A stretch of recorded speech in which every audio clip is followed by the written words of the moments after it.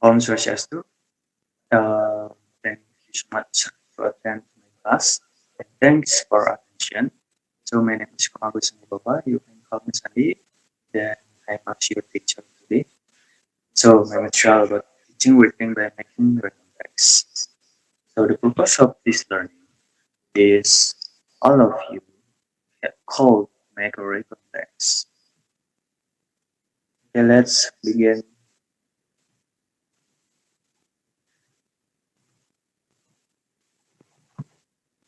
Okay, the first topic are past tense. So why past tense? Karena dalam membuat rekonteks, syarat utamanya adalah menggunakan past tense. Ini akan dijelaskan di slide selanjutnya. Jadi di topik pertama ini saya akan menjelaskan tentang definisi dan rumus dari past tense. Okay, the next topics are recontext. What is recontext and what is structure of recontext? Okay, the third topic are example of recontext. I will give you example of recontext, and the last topic are steps to make a recontext. There are some steps you can follow to make a recontext.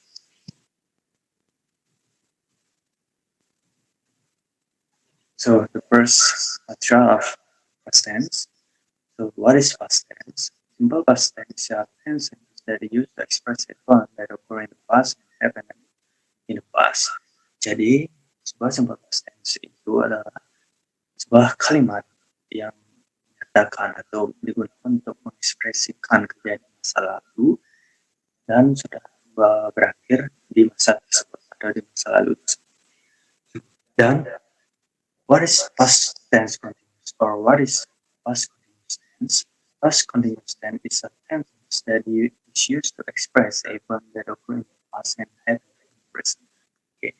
Jadi past continuous tense ini adalah sebuah kalimat yang digunakan untuk mengekspresikan sebuah peristiwa yang terjadi pada masa lalu tapi masih memiliki efek di masa sekarang. So, in this material, saya hanya fokus pada simple past tense saja karena mengingat saya mungkin kalian sudah paham karena kalian sudah menyiap bangku kuliah. Mungkin kalian sudah paham tentang past tense continuous dan past perfect continuous. Jadi saya di sini hanya ingin mengingatkan saja karena ini berguna untuk membuat konteks nanti. Okay, next formulation atau rumus past tense. Jadi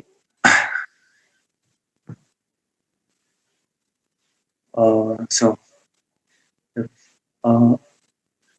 formulation of simple past tense are subject plus verb to plus object. Subject di sini adalah I, you, she, he, they, we, and it. Verb di sini plus verb to. Jadi verb di sini ditambah id di belakangnya. Tapi ada juga verb yang tidak bisa ditambahkan kata id seperti go yang kalau diubah ke verb to menjadi when. Lalu setelah verb ditambahkan ke objek. Jadi contoh kalimat di sini adalah I played football. I sebagai objek, verb to-nya adalah played, football-nya sebagai objek. Lalu bagaimana untuk kalimat positif? Untuk kalimat positif adalah subject plus verb to plus object. Jadi contoh kalimatnya adalah he played guitar. He sebagai subjek, played sebagai verb dan guitar sebagai objek. And how to make negative sentence? We must know about the formulation of negative simple past tense. Jadi formulasinya adalah subject plus did plus not plus verb one plus object. Jadi kenapa di sini verb one? Karena sudah ada to be did di sini untuk mengganti. Jadi kita tidak perlu untuk mengubah verb. Jadi contoh kalimatnya adalah she did not read the book. She itu adalah subjek, did not itu adalah to be. read adalah verb one-nya dan book adalah objek. Okay. And how to make interrogative sentence ataupun kalimat. Jadi kita harus tahu tentang formulasinya, itu adalah did plus subject plus verb one plus object. Jadi contoh kalimatnya adalah did he buy Twitter? Jadi did ini sebagai tujuannya, he ini sebagai subjeknya, buy sebagai verb one dan Twitter sebagai objek. Jadi sekian untuk formulation dari simple past tense ini.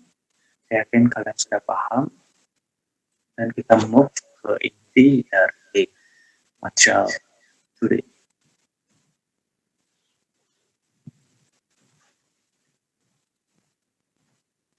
Okay, recon text. So what is recon text? Recon text is a text that telling the reader about one story, action, or activity.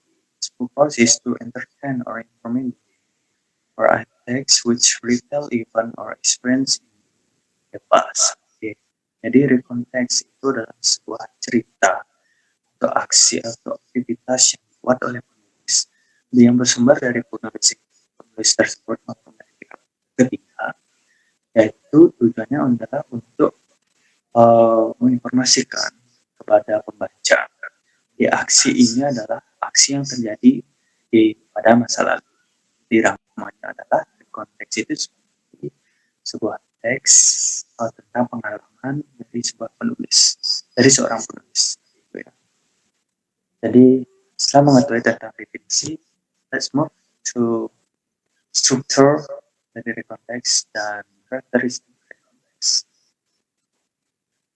So there are three structural context. There are first orientation, second event, and third reorientation. So what is orientation? Orientation is it gives the reader the background information need to understand the text. So who was involved, where did it happen, when did it happen. Jadi di sini adalah di orientasi itu adalah mencoba untuk pengenalan tentang siapa yang terlibat, lalu di mana tempat itu terjadi dan kapan itu terjadi, ataupun kapan pengalaman itu terjadi.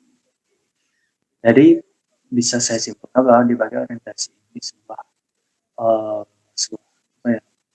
pengenalan dari si penulis, jadi pengenalan pengenalan dirinya terlebih dahulu, kemudian pengalaman apa yang ingin diceritakan, lalu di mana pengalaman tersebut terjadi, lalu kapan tersebut terjadi, seperti itu. Lalu setelah orientation, so the second structure are event. So what is event? Event means a series of people ordered in chronology and sequence. Jadi event di sini adalah sebuah kronologi cerita yang dibuat oleh penulis untuk menambahkan sebuah teks ya, untuk menambahkan isi tulisannya ataupun untuk merangkai sebuah ceritanya. Setelah event, struktur yang terakhir adalah reorientation. So what is reorientation? Reorientation adalah a personal comment about the event or what happened in the end. Jadi bisa saya rangkum di sini adalah reorientation itu adalah sebuah perasaan dari penulis dari pengalaman yang telah dilakukan penulis. Perasaan ini bisa berbentuk negatif maupun positif ya. So after we know about the structure of context, let's move to the characteristic of context. So the characteristic of context are using the simple past tense, past continuous tense, and past perfect tense, and past perfect continuous tense. Second, frequent use is made of words which link event in time, such as next, later, when, then, after, before, first, at the same time, as soon as, left, later, Friday, on Saturday, on Monday, on Sunday, etc. The third characteristic are focus on specific participle, example I, or penulis itu sendiri.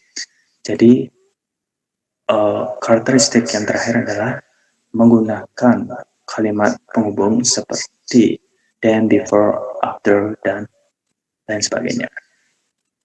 Oke.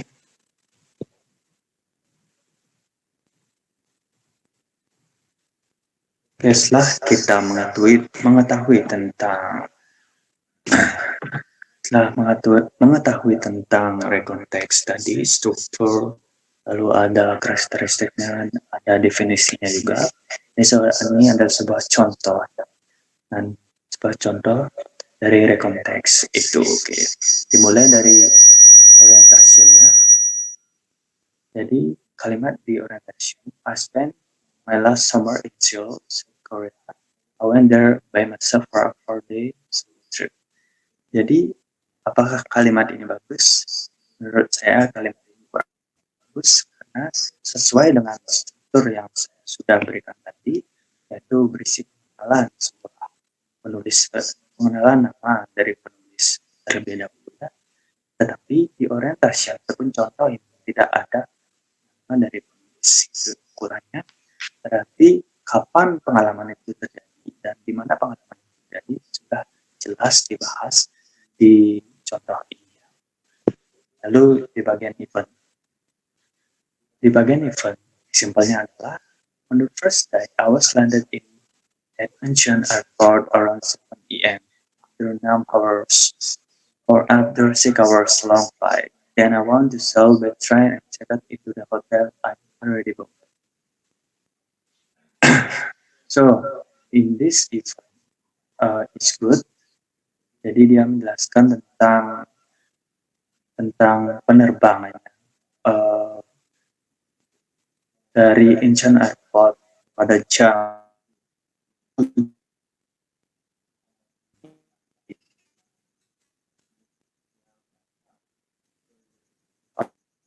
setelah 6 jam penerbangan. Lalu dia berangkat ke Seoul dengan naik kereta dan langsung ngecek hotelnya yang telah di booking. Jadi event ini kan baru satu paragraf. Jadi maksimal untuk membuat rekonteks itu adalah pada event baru ada maksimal 3 paragraf ya. Ini baru satu paragraf cerita atau pengalaman. Nanti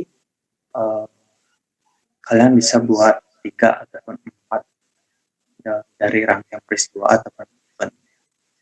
Lalu contoh yang terakhir adalah pada bagian orientation ataupun kesimpulan ataupun perasaan dari penulis ya, dari hasil pengalaman tersebut. Jadi contohnya di sini adalah I had a fantastic experience in South Korea, especially get to see directly how to the Korean Peninsula is great trip. Oke, jadi reorientation di sini penulis merasa senangnya ataupun ini bisa dibuktikan dari I have a fantastic experience in South Korea. Jadi dia punya pengalaman yang fantastik dan pada kalimat akhir juga bisa dibuktikan it is a great trip. Ini adalah sebuah liburan yang sangat luar biasa. Jadi kesimpulannya di sini pada reorientation penulis itu merasa senang pada pengalamannya ataupun ada kisahnya, kisah liburan. Okay, the example of recontext. This is the last material. Bagaimana cara membuat recontext? How to make recontext. Jadi, how to make recontext? The first are what you recon in the first person because this happened to example I feel excited. The second step are use the past tense because it's already happened. Example, it was because this I had present. Jadi di sini tadi mengapa saya menjelaskan past tense karena pada dasarnya rekonteks itu adalah menjelaskan pengalaman daripada penulis ya, daripada penulis ataupun penulis mencoba untuk menceritakan pengalaman dari pihak ketiga. Alasan saya past tense jadi ataupun menerangkan past tense pada awal dari material ini karena itu berhubungan daripada pembuat konteks itu sendiri. Gitu. Jadi ketika how to make or step to make context is the concepts are written in order in which they happen. This is called chronological order. These are verbs such as firstly, next, then, and finally. Then the last uh, step are using descriptive word with maxim like your reader is there with you. Example, the bus was shining and slippery. Focus on the most accident part. Jadi dalam membuat konteks itu kalian harus bisa mempengaruhi pembaca untuk bisa masuk dalam penulisan dalam kisah kalian. Jadi kalian bisa menggunakan descriptive word.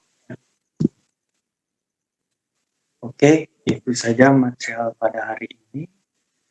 Jadi tugas kalian itu, baik sebelum itu saya menanyakan pada all audience here, do you understand what do you understand the material today?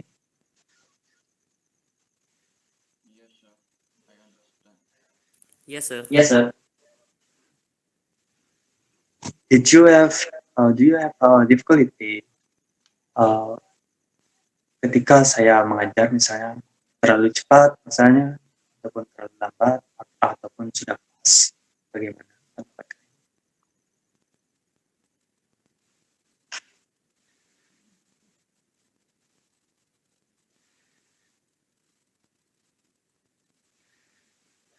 Halo, ya, bagaimana pendapat kalian tentang pengajaran saya? Apakah terlalu cepat tadi atau terlalu lambat? Lalu, apakah kalian benar-benar mengerti ya? Nanti kalian akan membuat tugas untuk membuat teks seperti itu agar nanti tidak ada yang bertanya lagi, biar semua komplit. Maksud saya. Sudah ya? Sudah, Baik, Pak. baik. Thank you ya. Jadi tugas kalian itu adalah membuat rekonteks. Jadi ini adalah langkah-langkahnya. Langkah-langkahnya pada bagian orientation itu kalian membuat satu paragraf saja. Orientation itu kan saya sudah jelaskan tadi, yaitu adalah awal dari bisa jadi introduction dari kalian sendiri. Lalu yang kedua adalah event, rangkaian peristiwa kalian. Jadi pada bagian event kalian buat 3 paragraf ataupun 2 paragraf sudah cukup. Lalu pada bagian reorientation, jadi pada bagian reorientation buat 1 paragraf saja. Oke, ada pertanyaan? Tidak, Pak, cukup, Pak. Oke, untuk pengumpulannya nanti saya akan ketik di komentar sini ya untuk pengumpulannya ya. Nanti saya akan menggunakan WA saya.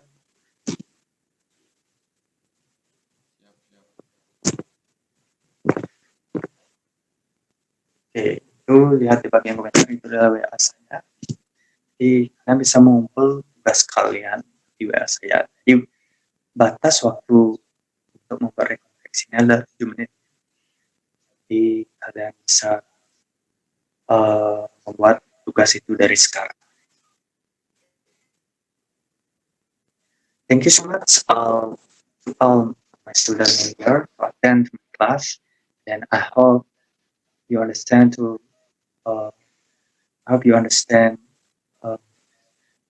bisa mengerti dari materi yang saya sampaikan. Lalu I say apologies if I had a wrong word to say in this material. So I close with Om Shanti. Om Shanti.